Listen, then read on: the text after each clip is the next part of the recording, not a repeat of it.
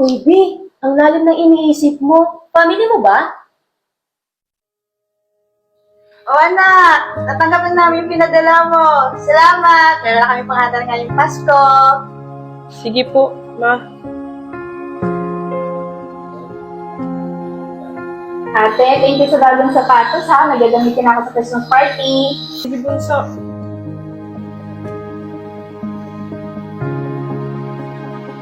Okay lang yan. Huwag mo na silang masyadong isipin. Naibigay mo naman lahat ng pangangailangan nila eh.